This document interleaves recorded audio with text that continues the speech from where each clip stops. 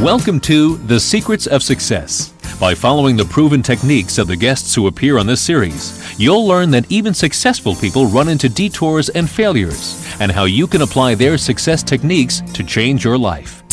You're now listening to the most unique show on radio, the show dedicated to making you a success. Dr. Yasmin Davidds says you can be a better leader if you're graciously assertive. Let's find out what that means. Dr. Yasmin, thanks for being with us today. Your book for our audience is entitled Graciously Assertive, How Becoming a Better Human Makes You a Better Leader. Can you explain to us, that's an unusual term. We don't usually hear that in business.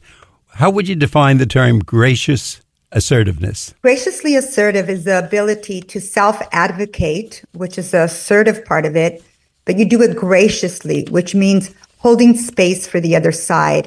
And what that means is that you recognize that the other side has just as many needs as you do. So as you assert yourself, you allow the space for them also to assert themselves. It's not a one-way communication. You address it with empathy, just like you want them to have empathy for you. You address it with appreciation, just like you want them to appreciate you. However you assert yourself, you leave that space for the other side to do the same.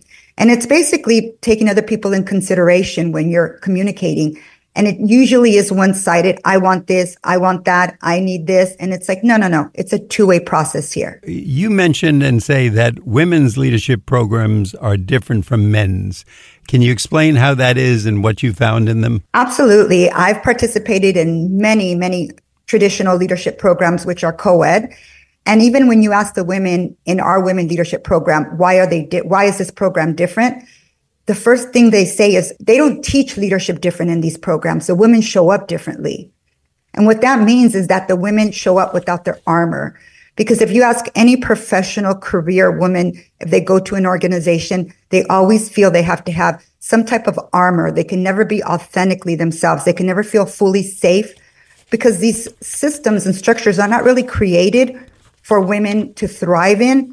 Therefore, we always feel that we need to protect ourselves. We can't be our authentic selves. It provides a safe space for women to share, be authentically themselves without being judged. And when women are in a space like that and feel validated, they thrive like no other. I'm telling you, I've seen women just take off in their careers after they participate in a program that provides a safe space for them.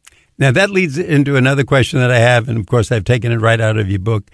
You say that emotional or psychological safety is at the core of everything you've done. Can you explain what that means to most of us? Because we think of it and then we think, oh, we know what that means. But then probably if you ask me, I'd say, well, probably not really. What is emotional or psychological safety? Psychological safety is the ability to be in a space where you can not have your armor. You can be authentically yourself without being judged. And that is almost impossible to find on a consistent basis. And it's at the core of everything I do because we have strict principles in our programs. If you judge another woman, you're asked to leave the program because we don't allow room for that. We have zero tolerance. That has allowed women to feel safe enough to share elements of themselves, things that they've been ashamed of, that they've been carrying for many years, that become our internal prisons, really, that don't allow us to level up because we're carrying these shames that have really nothing to do with us, but more of things that were done to us, imposed on us. Therefore, by feeling safe enough not to be judged, it's part of it is shedding. You're shedding these parts of yourself that are taking up space in your psyche and your body and your mind and your soul. Once you shed them, only the greatness can come out. And that's why they propel themselves to the next level. And this is for all leaders, right? Not just for women, but for men as well. But, trying to convince many of our men to go there is much more difficult than it is for women.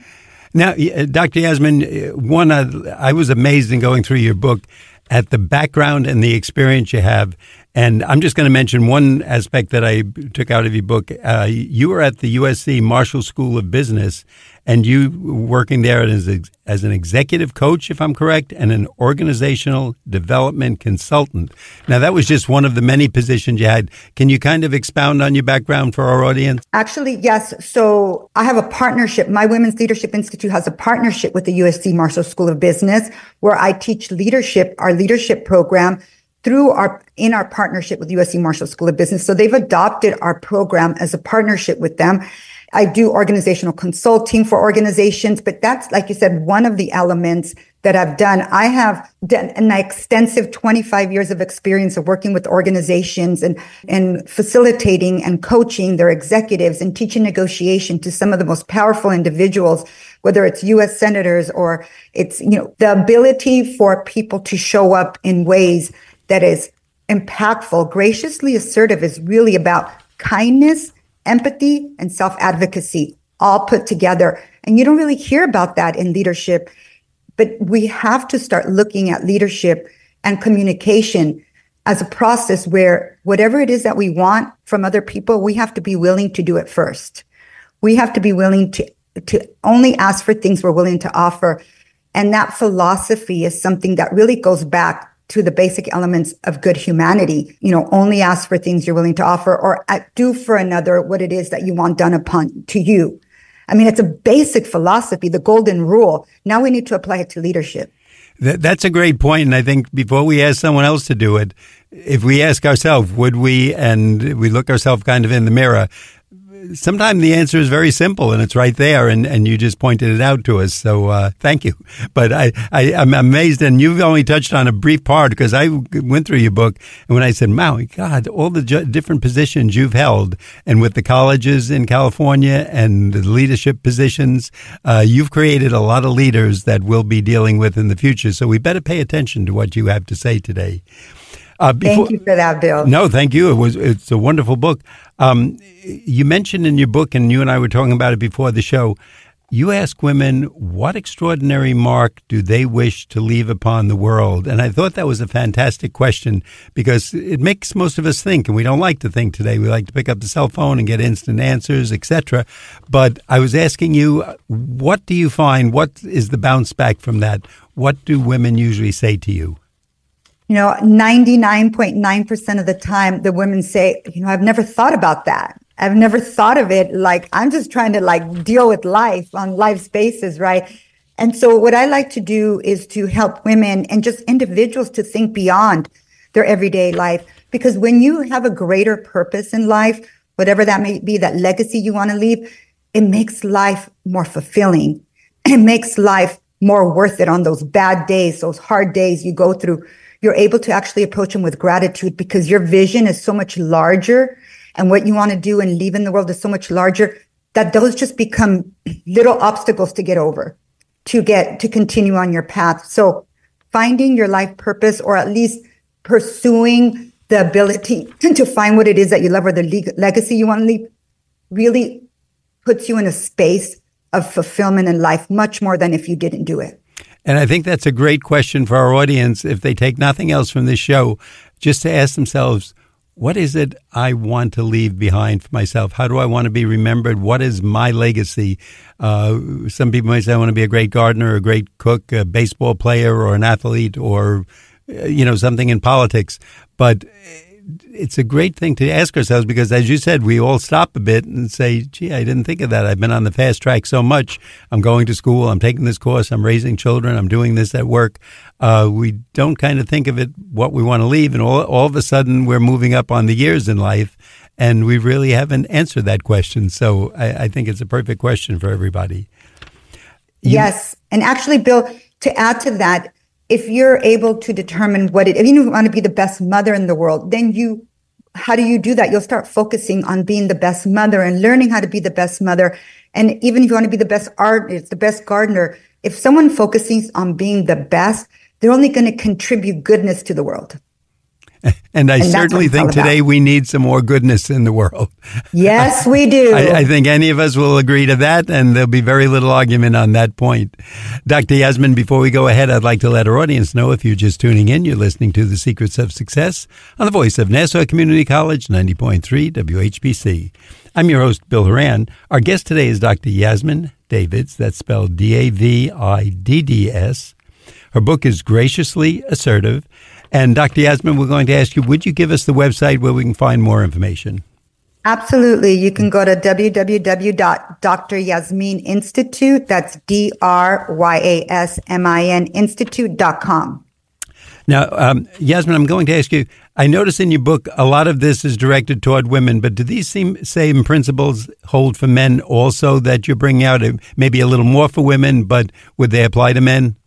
Absolutely. It applies to men. It applies to everyone. It just happens to be that women have been my niche for 20 something years and my focus. So the book, I did gear it towards them. However, it applies to everyone. I've had many men say, oh my gosh, applies to me. I said, absolutely. Don't let the fact that I say it's for women, not allow it to impact you, because it's for humanity. Now, you mentioned about the programs when you're teaching that your programs help women remove self-limitations. Can you give us an example of this? Because we hear something like that, but you're saying this every day, and literally so, and probably in the hundreds or even thousands with the numbers you're working with. What are some of the self-limitations a woman might have in the back of her mind or be living through daily and not even realizing, just doing it because that's the way she does things? Absolutely. We have that.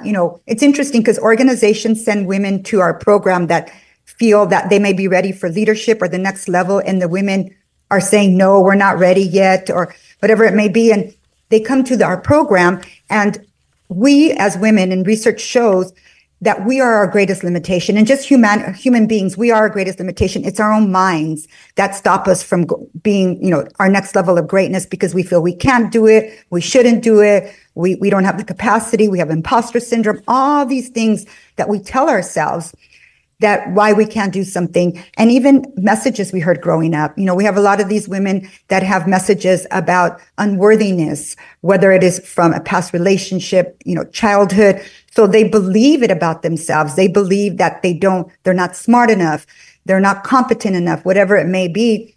And they come, and yet they have the degrees or they have the experience, but no matter how experienced they are, they just don't feel that they have the capacity to do it. They come into our program. We start shedding a lot of these messages, identifying them. Where did you hear that first? And then we validate the women. We validate each other in this group of powerful women. And next thing you know, the next day they come back and they say, I'm ready. I'm ready to step up. And next thing they go back to their bosses, I'm ready to take that lead. And they're like, what happened? And they're like, I don't know. Because it's not something that we just say, it is removing these limitations from the mind that we've been telling ourselves, because we ask women, what proof do you have that you're not smart enough? Show us the proof. And there is no proof, right? There's no proof. And that's what they're like, wow, I've been doing this to myself. I know you've written many books, and one of them I put in my notes, and it's appropriate to talk about here. You have a book, and I think the title, tell me if this is right, Take Back Your Power? Yes. And I thought on many levels that's great because, first of all, it's not achieve your power. You're taking it back, which means we already have it. It's like take back my wallet or my tennis racket or my pen. It's mine. It's a possession that I have, or a quality or an attribute. And all I have to do is take it back and start using it. And I'm part of this larger leadership program that you're talking about. Absolutely. And that's the thing. We have the power within us, our own self-identity and self-worth. We give it away and we allow it to be chipped away by comments that are made, by people's opinions, whatever it may be. It gets chipped away, and we give pieces of it away. And it's not until we're able to shed all of that and reclaim it, right? Take it back and say, you know what? That's your personal opinion of what you think I am. I know who I am. And that's your opinion, and whatever it may be. And now allow these messages to really penetrate within our heart and souls, because we get many messages out there that we're not good enough, we're not pretty enough, we're not smart enough, whatever it may be, because we don't compare to what the world is telling us we should be. And therefore, in our program, we start stripping all of that and having women take back their power. So it's not anything we give them. It's actually things that we help them remove for themselves. I love that. And I think it makes all of us feel, hey, this is something that's right there in the drawer in my room or in my suitcase or in my night table. All I have to do is take it back. So it's not a tough journey. We're not starting from zero. We're just taking back what we already have. Do women fear, though, that if they become a strong leader, a strong personality, they're going to be disliked?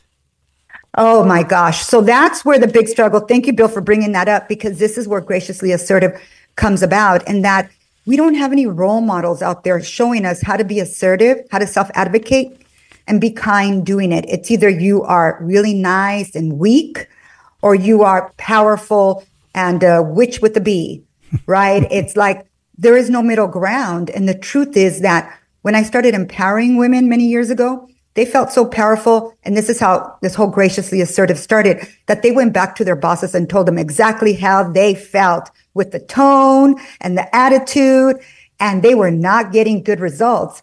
So what I realized is with power comes responsibility. And I had to teach these women that you're going to get a lot more by approaching your boss or whoever you're talking to with appreciation for them even showing up to talk to you, with kindness and empathy about their struggles before they listen to your struggles. So when they started approaching it that way, not only did their communication change, their relationship was nurtured, but they actually started becoming better mothers, wives, colleagues, because they started applying this empathy and being empathetic first before expecting empathy in return to all of their lives. And that's why better leader, better human, better leader. Just being better at communicating can make you into a better human being overall. I took another quote. You're going to think I'm stealing everything out of your book, which you're right, I am. I love it. I wanted these quotes to let you expound on them. And also I thought they were right on and would help definitely our audience. I think you said that you help women make a shift from who they thought they were to who they can become. And I love that because, again, that's where we're all going. We take a course, we go to law school, we go to school for a master's or an undergraduate degree to become something. So could you talk about that a little bit?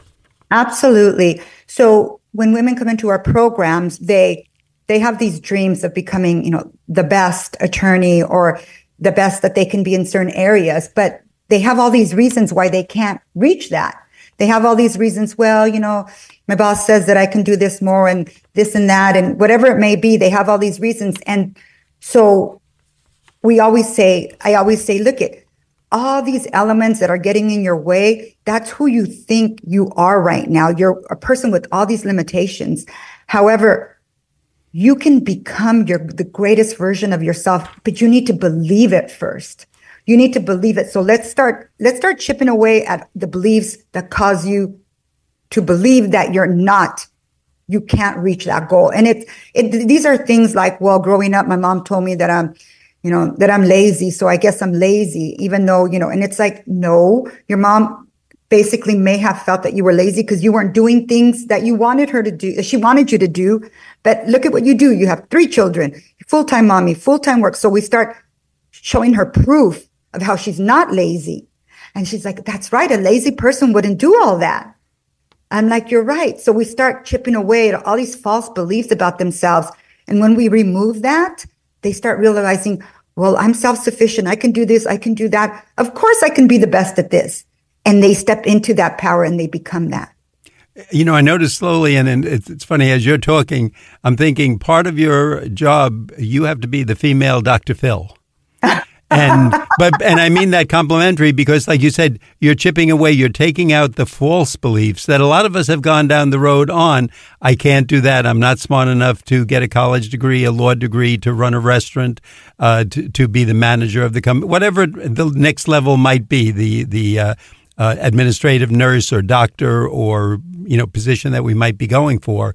And that's what I'm hearing from you, that once someone like yourself kind of breaks down that wall a little bit and says, it's really not a very strong wall. You've put it up there. It's a barrier, kind of like a shower curtain. And if we can overcome that or go through it, and of course the shower curtain isn't very strong, all we have to do is move it.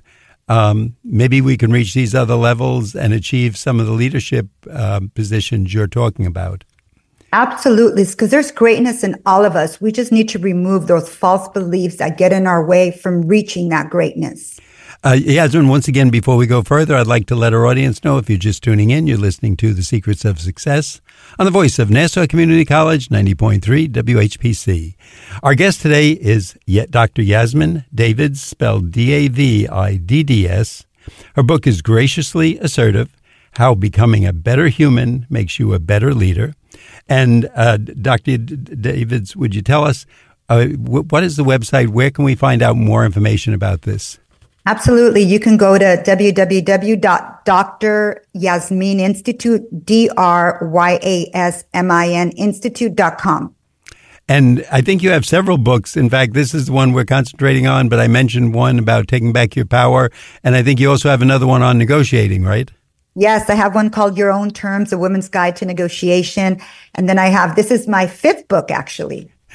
See, I can't even keep up with them. I only got up to 3, and I thought that was enough. That kept you busy enough. But you've had time to write 5 of them and keep a very, very hectic schedule. But I point out to women, if you like this, if you like what you're hearing, you may want to take a look at these other books. If this is striking that chord in you and making you realize, hey, that leadership is just out there. It's not out of reach. It's actually very close. And maybe as Dr. Yasmin said, there's some false barriers that you may have in your mind that's blocking you. Let's get those out of the way. And if you read the book, you'll find out what they are and how you can get around them. I read in your book that the best way to influence a person or group is simply to show them care or empathy. Can you give us an example in the real world of that? Absolutely. I had one of our students who now one of our faculty members who was really struggling to inspire her team and influence her team to step up and do their best. They weren't meeting their sales numbers they were supposed to, and she just didn't know how to inspire them. She'd talk to them, she'd try to rally them up, and they just weren't responding. And I said, have you had one-on-ones with them? Have you asked them about their children? Have you told them that you're there to support them if they need anything more than just the job, but as a human being? Have you shown them that you care about them beyond them producing numbers? She's like, well, that's not my job. My job is to make sure they meet their numbers. I said, but they're human beings first and employees second. So people will do anything for people they feel that care about them. So the way to influence people is first, you need to care about them and they feel cared for, then they will want to make you happy. They'll want to reach that goal with you. And you can inspire them. So she started doing that. She was a great person. She just didn't think that was important, doing one-on-ones. How can I help you? And anything you may need, of course, not going too deep because that's not her job either, but just enough so that they feel cared for, because she really does care for them. It's just phenomenal and just amazing how everything changed within a week of her having one-on-ones and sharing this with her. They were all showing up on time. They were inspired and motivated. And when you ask them, right, because I go back and ask them, what did this? What caused this? And they said, we felt that you cared about us. We felt you cared and we didn't want to disappoint you. We felt you cared and we were inspired by you. We felt you cared, so we wanted to make you happy. We wanted to reach this goal. And she realized that all it took is for her even to have a group meeting, every Monday. Where's everyone at? Everybody checking in. How was your weekend? Anything we can support you in? As a group, she brought everybody together. That kept everybody inspired and felt they were part of now a family, a team, something greater than just reaching numbers. And isn't that amazing? That's probably the easiest thing for any of us. And hopefully we do care about other people. And I think most people really do. While their boss might say you have to make these numbers, or if it's a baseball or football team, they have to achieve these goals. If you just show the people you're dealing with how much you care about them, and we have heard this from other guests along the way, and we've been on for 36 years, that's something we can all do. Just maybe spend another 2 minutes with them to find out how their ill parent is doing, or their son or their daughter in college, and what a difference it can make for all of us. Absolutely, Bill. I just want to share one quick thing. Even today, and as a personal example, I have a new employee, and it's taking us a little longer to do things because she's learning and we're behind on something. And I was frustrated today when we were talking. And after that, I sent her a voice message and I said, I want you to know this is not about you. This is my frustration at us not being on time on things. I know you're training and you're phenomenal, because she is. You're amazing. And I feel so blessed to have you on our team. I just want you to know that my frustration is not a reflection of your work. It's something that it's because we're behind, but we'll catch up and we'll be good. And she sent me a voice message. You don't know how much that meant to me. Thank you. I was feeling maybe it was me, and that means the world to me. And she is so inspired now. And it's us being self-aware about where we're taking our frustrations out sometimes. Now, I know you have a list of 8 pillars of graciously assertive leadership factors. Can you tell us and give us just a quick overview of what they are? And if we have time, we'll get into 1 or 2 of them. Absolutely. So we have, first one is self-awareness. Second is social awareness. Then we have self-regulation. Then we have self-love. Number 5 is gratitude. 6 is healthy boundaries. Then we have 0 tolerance to judgment. And the last one is graciously assertive communication. Now, if you're working with someone, out of that list, there's 8 of them, and we have to, of course, we can do it numerically, but what would you say is the most important of them? Which one would you say to put the emphasis on first? Well, really, you cannot start doing any of them unless you have number 1, which is self-awareness. Everything starts with self-awareness. You have to be self-aware of how you're showing up, your energy, how you're impacting people, and that's social awareness. And then self-regulation is once you understand how you're showing up, how you're impacting people, your behavior, then you regulate that. Those 3 are key.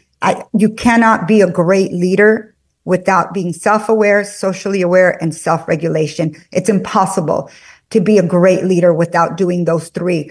I would say start with self-awareness, and that's understand your strengths, understand your weaknesses, understand that when you show up to work and you're frustrated, if you take it out on people, that is a culture you're creating, and it's destructive. Workplace toxicity is destructive. So we need to put ourselves on check first. And if we're having a bad day, say it. Sorry, everybody, having a bad day today. I'm going to try to be better, but it's not one. And everybody understands, but don't start taking out your frustrations on people. And if you do, apologize. Sounds easy enough. And again, you make it sound so easy. We know it's much harder, but it's nice coming from you and giving us the guidelines. And at least now we have the stair steps. If we're willing to take those steps, we can reach those positions. And I think we couldn't have a better guide than yourself. Dr. Yasmin, again, I want our audience to know the book is Graciously Assertive, How Becoming a Better Human Makes You a Better Leader, by our guest, Dr. Yasmin Davidds, Davidds. And once again, I'm going to ask you for that website. Absolutely. It's www.DrYasminInstitute. That's DrYasmin Institute.com. Dr. Yasmin, thanks so much for being with us today. We appreciate it. Thank you for having me. I'd like our audience to know that you've been listening to The Secrets of Success on the voice of Nassau Community College, 90.3 WHPC. I'm your host, Bill Horan, asking you to please join us again next week at the same time when we will continue our journey to success.